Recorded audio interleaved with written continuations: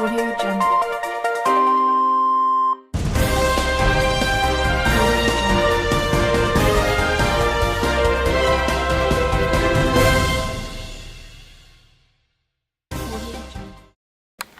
Welcome to Real News, where we put the emphasis on facts to give you the news that you deserve.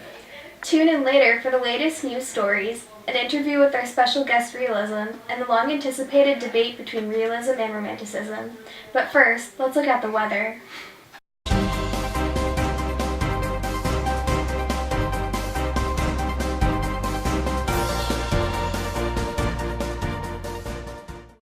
Okay, as you all know, news isn't really news unless you're experiencing it for what it is. Right now it's sunny, but the winds are picking up, so there might be a storm coming. We don't really know until we see it. Be sure to check in later to see how the weather changes. Back to you in the studio.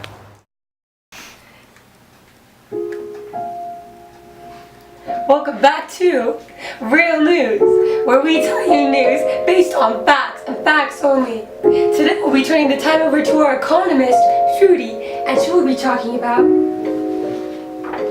stocks. Thanks to the recent Industrial Revolution, stocks have been rising at an alarming rate. However, working conditions are at a low, causing many laborers to become disillusioned with the government and big businesses. As a result, labor unions are holding strikes against the system that's putting them at a disadvantage. Go. Just how? Have recent events forced you to abandon your appreciation for the constant caricatures of love, nature, and imagination in romantic writing? Do you spend countless frustrating hours searching for a book that simply focuses on reality? Look no further, because these authors have just the books for you. The first author is Frenchman Honoré de Balzac. His hit novel, La Pere Goriot, is about a struggling law student and an old man whose kids disrespect and take advantage of him. The story follows these characters as they move up and down the social ladder. And this commentary is on the state of French society, and social mobility is a stark and realistic reminder of the world we live in today.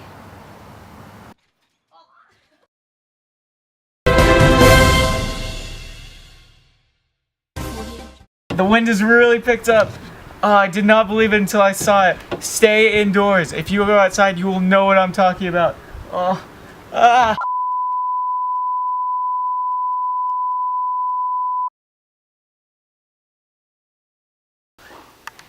Welcome back to Real News. Now here's Realism. Thanks for coming on the show today. Thank you. Could you give us some insight into how you became who you are and tell us a bit more about yourself? Well, I was born just after the 1848 revolution in France, when the people became disillusioned with the concepts of romanticism. I'm formally known as the attitude of accepting a situation as it is and being prepared to deal with it accordingly. This is why I value truth, evidence, and facts. So then, how would you describe your personal style? More down to earth, full of evidence and facts, realistic. So, what kinds of literature do you like most? Well, I enjoy writing that represents the realities of life as a middle-class citizen, such as Leo Tolstoy or Thomas Hardy. Do you go by any other names?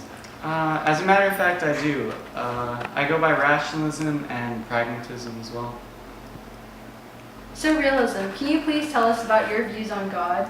I avoid being deluded by unrealistic dreams and impractical ideas. I try to stay away from assumptions that are based on faith or hope, such as believing in God. I consider myself an atheist, unless someone proves me wrong, of course. Well, thanks so much for joining us. Catch us after the break to see realism debate with romanticism. Have you ever wanted a painting that really represents the truth of human civilization? Not those glorified rich paintings, but of the common man living a common life. Well, look no further, because for a limited time only, you can buy this beautiful painting. This painting, called American Gothic by Grant Wood, is available for only $19.99. A stunning view of the entire working life in America, summed up on one canvas. This could cover and relate everything from farmer to dentist as the silent majority, or otherwise known as the working middle class, grew. And don't wait another second, because if you order now, you can get John Francois Millet, Woman with a Rake, absolutely free. Another stroke of genius that shows the remarkable difficulty of living in the rural late 1800s. All yours if you call now. $99.99 shipping and handling. Picture frames not included. Must be 100 years or older to order. Horse messaging rates may apply. Please yell at our nearest representative to order.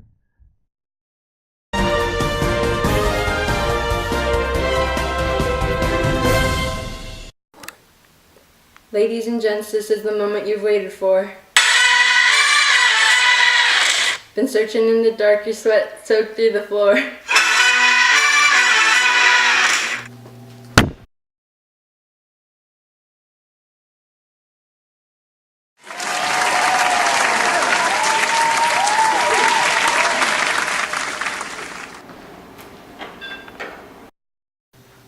Now for our first question, realism. What's your take on the role of government?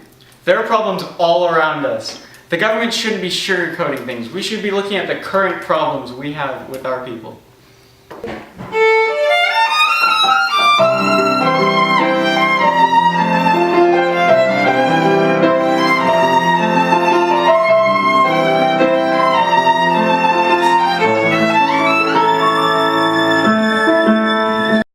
So, what's your definition of a hero?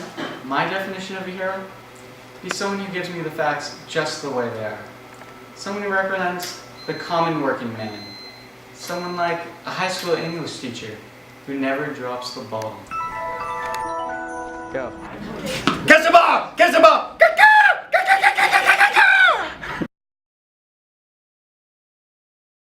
My hero?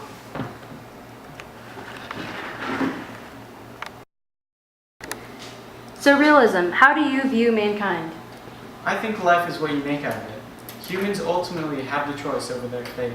As for religion, there could be a God, but I've never seen any evidence for it, so I don't think so.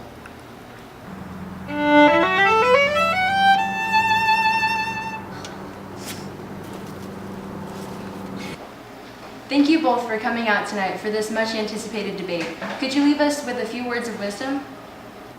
There's one easy way to answer any problem. Don't believe it till you see it. If you've never seen it, how do you know it ever happened?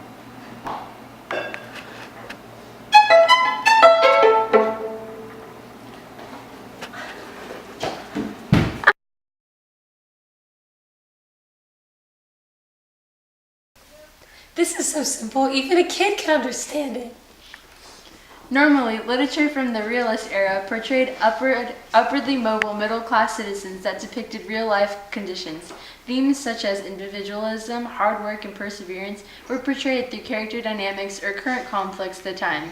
Books such as these included Anna Karenina by Leo Tolstoy and Catcher in the Rye by J.D. Salinger. This literature replicates the true nature of reality with an attention to detail that had never been previously attempted. It embraced the concept that people are neither good or bad. Seemingly inconsequential elements received acclamation for their character development and realistic ideas which mimicked everyday life. Here's a question for you guys. Which picture is realism and which one is romanticism? Very good! This one is realism because it portrays a real person saying a real prayer. And also people can't fly on horses.